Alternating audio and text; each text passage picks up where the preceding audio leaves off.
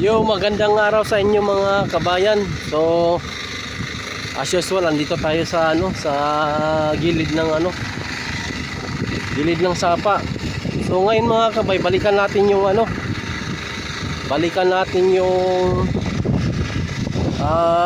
pinangyarihan na yung katawan ng tao na tinapon sa gilid ng sapa. Para magiging aware naman kayo sa mga pangyayari, dahil sa panahon ngayon mga kabay, delikado na, lalo na pagsapit ng gabi, dahil hindi naman lahat ng tao mapagkatiwalaan mo. So ngayon mga kabay, puntahan natin yung doon, kung saan tinapon yung katawan ng tao sa gilid ng sapa. Dahil nung nakaraan mga kabay, kung ang daming nagtatanong kung kumusta na ba, may nagki-claim ba sa katawan ng tao. So until now mga kabay, wala pang nagki-claim, dahil ayon sa mga kapulisan natin, hindi pa nila tukoy yung yung katawan ng tao, dahil under investigation pa mga kabay. So ngayon mga kabay, kung nakapansin nyo, andito tayo sa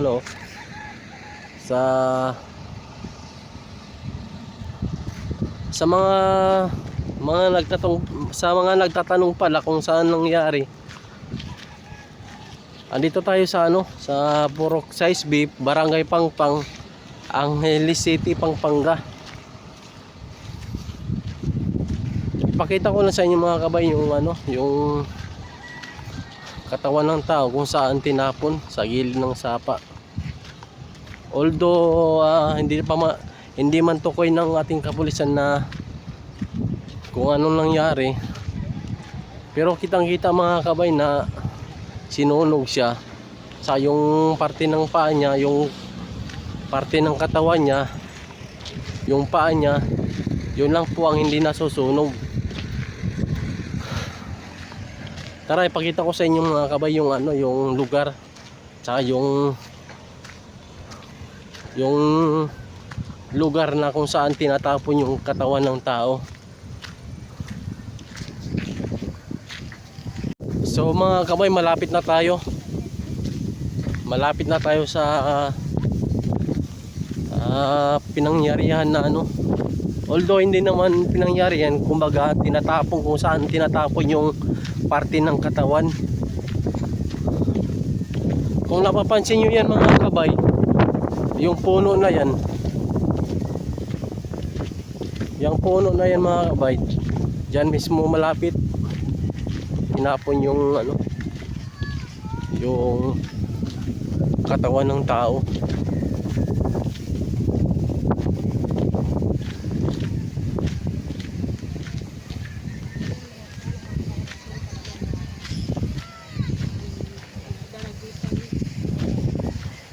Kung noong una mga kabay, nakikita nyo naman, di ba, yung sa live ko,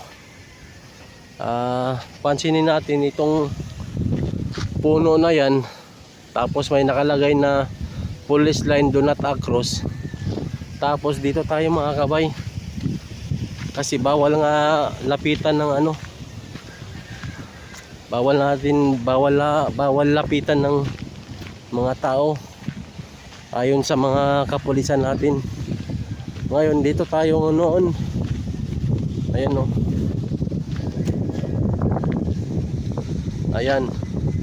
So ngayon mga kabay, lapitan natin kung saan inilagay yung yung parte ng katawan ng tao. Lapitan natin.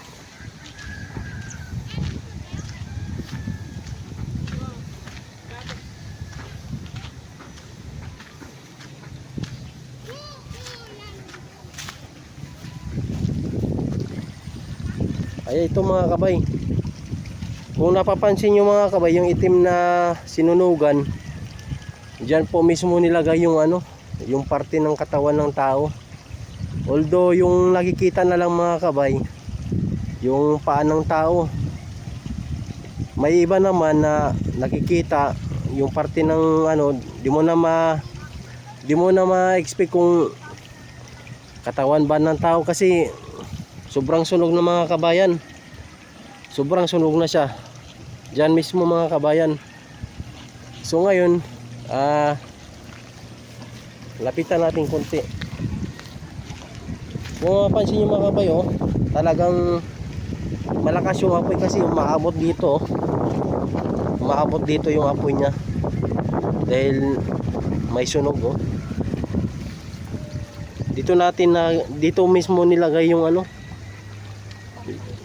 yung katawan ng tao. Dito mismo tinapon at sinunog. So ngayon nakikita na lang natin mga kabay ngayon yung sinunugan. Pero nung unang-una kong nakikita ko mismo yung paa niya, saka yung ulo ng tao. Hanggang ngayon mga kabay medyo may amoy pa siya eh. Ito nangyari mga kawaray. Ayan oh. Tinapon at saka Tapos pansinin nyo naman mga kabay, dahil walang katao-tao oh. Puro live dito yung parting lugar na dito. Ayan oh. Di ba? Puro siya talahib, malayo sa mga kabahayan.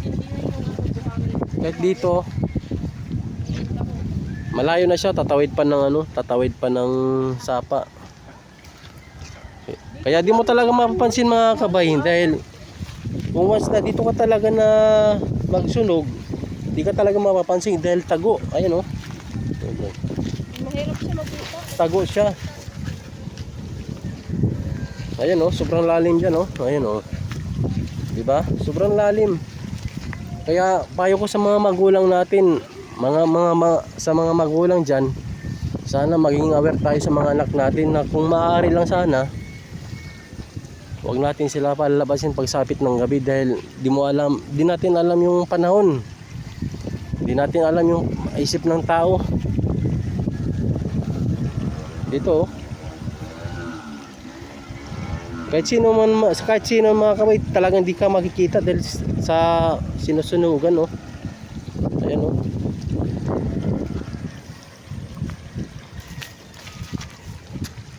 Oh. Grabe yung apoy niya, umabot pa dito mga kabay oh. Umabot pa.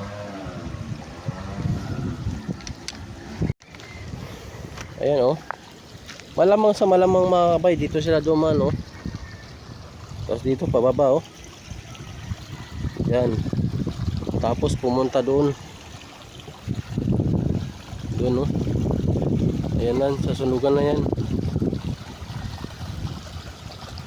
Grabe mga kabay. Kaya sa mga magulang dyan, pagkaingatan po natin yung mga anak natin. Kung maaari sana, huwag natin palabisin pagsapit ng gabi, dahil di natin alam yung panahon. Sa panahon ngayon, di natin masasabi, dahil alam nyo na hindi natin masabi yung utak ng tao.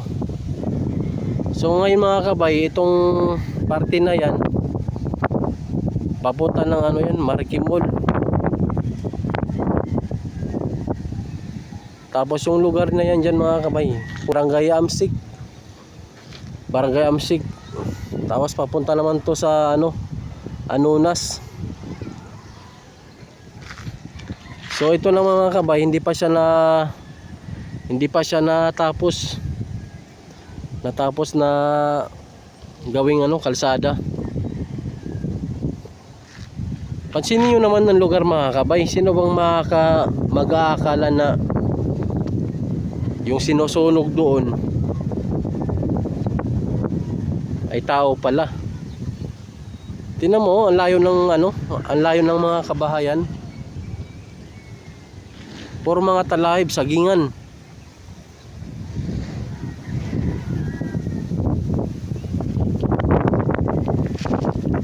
Diba?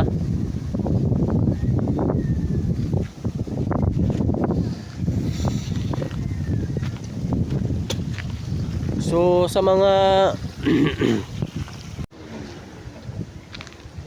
sa mga nagtatanong pala na sa comment section, sa mga nagchat-chat sa akin, nangyari pala dito yan mga kabay.